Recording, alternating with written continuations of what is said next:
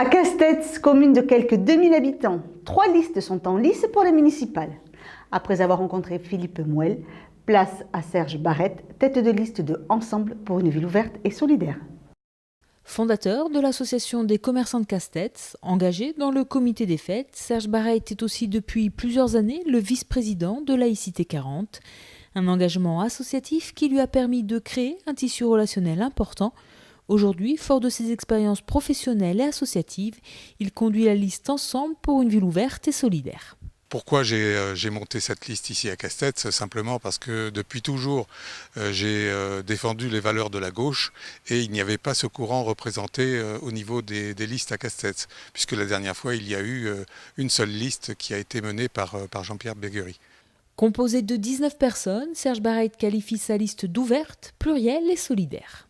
J'ai contacté bien entendu des responsables associatifs et puis des personnes que je savais être de sensibilité de gauche sur la commune, adhérents du Parti Socialiste ou pas, puisqu'il y a 4 adhérents du Parti Socialiste seulement sur 19 candidats de ma liste, les autres étant plutôt de sensibilité de gauche ou même sans aucune étiquette politique, puisqu'il y a la moitié de la liste qui est sans étiquette politique. Donc une liste réellement plurielle. Serge Barrette et ses 18 colistiers ont élaboré un programme avec et pour les Castésiens, en s'appuyant sur plusieurs rencontres citoyennes. 5 réunions où nous avons invité les Castésiens pour débattre sur le devenir de Castets. Ça s'est passé au mois d'octobre, et tout début novembre. Donc on a travaillé au cours de ces réunions-là, puis après nous sommes mis en commission de travail.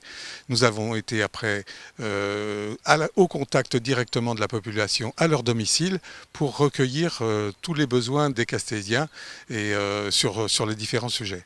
Voilà. Alors après, les grandes lignes de notre programme sont directement issues de ces réunions que je viens de vous évoquer. Et en particulier, il y a le problème des finances, c'est le problème numéro 1. Le problème des finances, c'est que conjoncturellement, il y a eu un rapport de la Chambre régionale des comptes qui a montré l'endettement excessif de la commune. Je ne vais pas y revenir dessus parce qu'on en a longuement parlé, mais c'est un des axes forts de notre programme, puisque quant à nous, nous suivrons les recommandations de la Chambre régionale des comptes pour assainir les finances de la commune.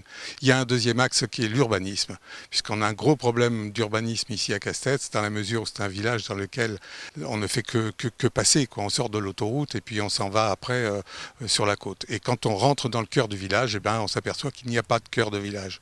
Il y a peu ou plus de commerçants et puis il n'y a surtout pas de cœur de village.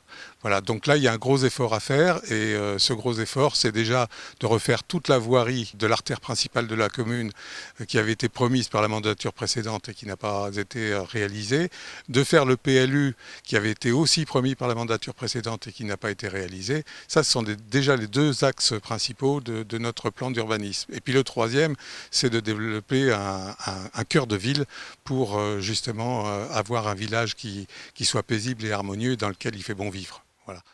La liste Ensemble pour une ville ouverte et solidaire rencontrera les Castésiens lors d'une dernière réunion publique avant le premier tour, le 21 mars, en présence du ministre Alain Vidalis.